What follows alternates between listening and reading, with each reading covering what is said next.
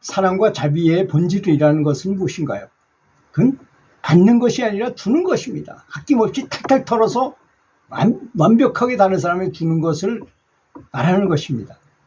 헤르만 헤세의 작품 중에서 어거스터스라는 작품이 있는데요. 이 작품은 사랑의 본질을 아주 적절하게 이렇게 쉽게 설명하고 있어요. 한 어머니가 어거스터스라는 아이를 출산했는데 그때 한 노인이 애를 낳았다고 축하한다고 찾아와서 말했어요. 아기의 탄생을 축하합니다. 내가 축하의 선물로 당신의 소원을 한 가지 들어주겠습니다. 아기를 위한 소원이 무엇입니까? 하고 이제 그 노인이 물어봤어요. 그래서 어머니는 한참 생각하다가 노인에게 소원을 밝혔어요. 이 아이가 자라서 누구에게나 사랑받을 수 있도록 해주십시오. 그랬더니 노인이 알았습니다. 그렇게 될 것입니다. 하고 이제 사라졌어요. 과연 어거스터스는 성장하면서 많은 사람들로부터 사랑을 받았어요. 그래서 높은 지위에도 올랐고 많은 사람들의 존경도 받고, 그런데 그렇게 아주 행복한 삶을 살았는데도 불구하고 그 자신은 그 삶은 행복하지 않았습니다. 왜냐하면 그는 사랑을 받을 줄만 알았을 뿐이지 사랑을 베풀 줄을 몰랐던 것입니다. 그거는 플러스 마이너스 제로가 아니라 아주 굉장히 많은 손해를 보게 되는 거잖아요. 받기만 한 사람이 어떻게 천국을 가고 좋은 진보를 하고 좋은 사람이 될 수 있겠습니까? 그래서 인생 말년은 점점 외롭고 아주 비참해지는 걸 느꼈어요. 사랑만 받고 베풀 줄을 몰랐으니까. 그때 그 노인이 다시 어거스터스를 찾아왔습니다.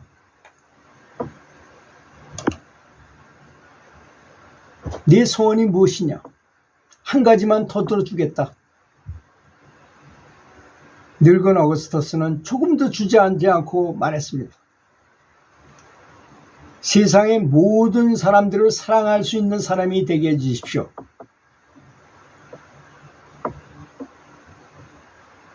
사랑의 본질은 받는 게 아니라 주는 것입니다.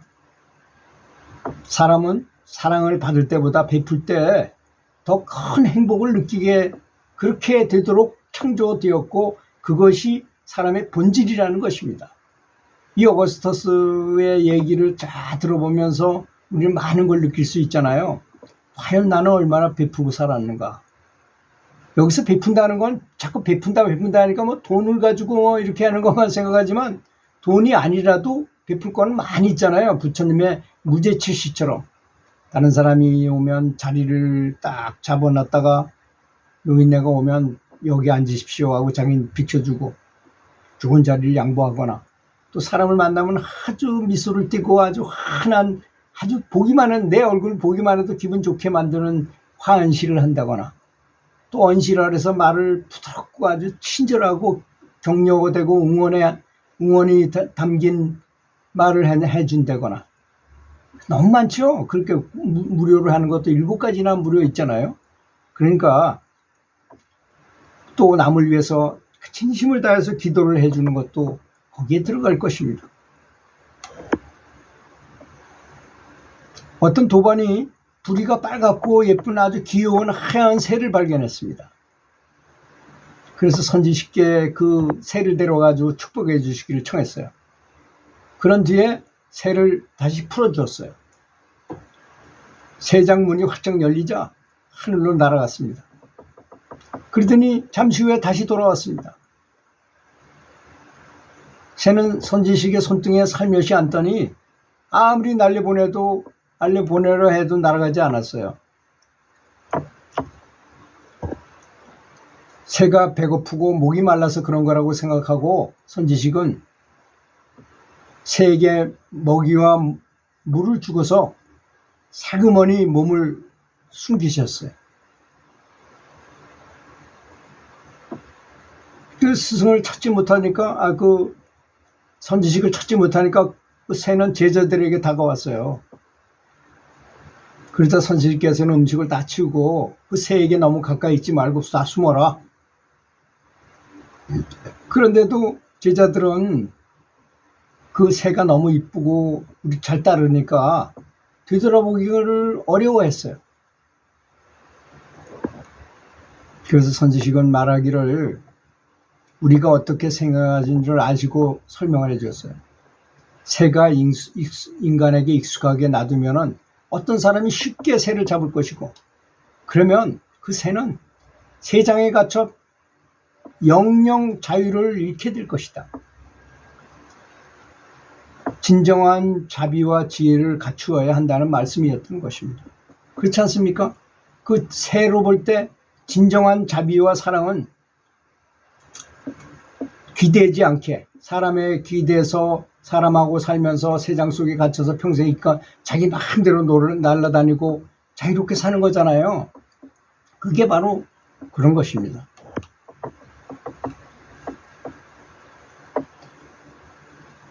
또 우리는 인과법에 대해서 이제 공부하고 인과법을 많이 알고 있습니다. 불자라면 누구나 다 그렇게 알고 있습니다.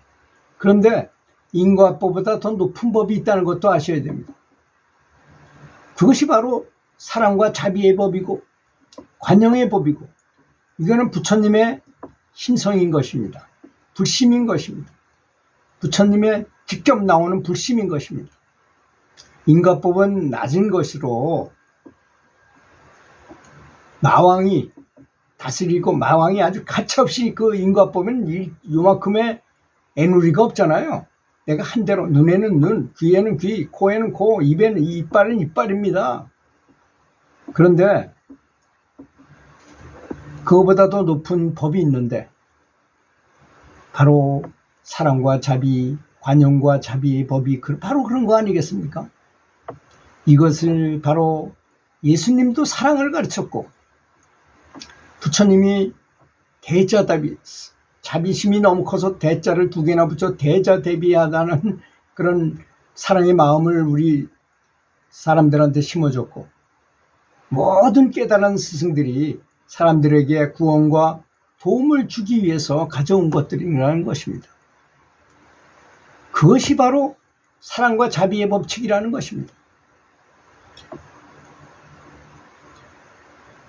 만약에 우리가 사랑과 자비의 법칙으로 세상을 산다면 그 어떤 업장도 우리에게 영향을 줄 수 없게 됩니다.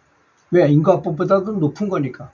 인과는 그렇잖아요. 저놈이 나를 눈을 찔러서 내가 눈이 막 하나 빠졌어, 애꾸가 됐으면 내가 반드시 저 사람을 또 해야 되는 건데, 내가 그렇게 심한 걸 당했음에도 불구하고 저 사람을 용서하고 관대하고, 저 사람도 그 일부러 그런 게 아니라 실수해서 그렇다 하고 용서를 해주고 그 사람을 위해서 오히려 잘 되길 바랐어. 그러면 인과법보다 한 수 위를 한 겁니다. 참 마음은 쉬운 건 아니라 하더라도 인과법을 초월한 행위를 한 거예요.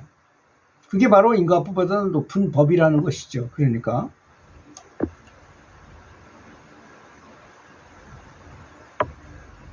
그래서 닭 쫓은 게 지붕 쳐다보기라는 격이라는 그런 우리의 속담이 있잖아요.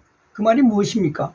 개가 닭보다 훨씬 크고 한번 닭을 물면 죽어버리지만, 죽을 수도 있지만 닭은 날아갈 수 있잖아요. 날아가서 지붕으로 휙 날아 올라가 버리면 아무리 개가 전 난리를 친다 하더라도 쳐다볼 수밖에 없는 거죠. 그런 걸 말하는 것입니다. 이게 인과법보다도 높은 사랑과 자비 법을 그렇게 실천하면서 살고 있으면 인과하고는 아무런 관계가 없는 사람이 되어버리는 것입니다. 저 사람 원수를 질라해도 저 사람은 원수 질 건덕지를 주질 않잖아요. 날 죽인다 하더라도 난 저 사람을 원망하지 않으니까 그렇게 되는 것입니다. 물론 가만히 있는 사람을 죽이게 하겠습니까? 누가? 그렇게 자비롭고 한 사람을 인자무적이란 말이 있잖아요. 아주 인자한 사람에게는 적이 없다는 것이 아니겠습니까? 불자는 그렇게 살아야 되면서 그런 걸 행하면서 연부를 하면 훨씬 더 일치월장할 것입니다. 이제 인과법에서 나를 저승사자가 데리고 오고 말고 이렇게 한다 하더라도 내가 그 염라국에 있는 것보다 더 높은 아미타 부처님을 알고 있어. 그러면 거기 뭐 아미타 거기 있는 보살이나 이런 분들이 나를 잘 대해줄 거 아니겠습니까? 부처님하고 너무 친하니까 내가. 그리고 그 아미타 그 극락세계의 왕이신 아미타불하고 친구고 보호를 받게 되는데 신분이 다르게 변한다는 것입니다. 그런 거와 같은 것입니다. 그러니까 사랑의 본질은 받는 게 아니고 주는 것이라는 사실을 아셔야 될 것. 근데 주면은 이게 들여주고 말로 받게 돼 있어요. 10배는 더 많이 돌아온다는 사실을 알아야 될 것입니다. 이렇게 중요한 거를 잊고 연부를 한다면 연불의 효험이 없게 될 수 있는 것입니다. 그래서 법칙을 알고 이 마음의 법칙, 우주의 법칙, 인과의 법칙, 자비의 법칙을 알고 연부를 하는 것이 바람직하리라고 생각합니다. 들어주셔서 감사합니다.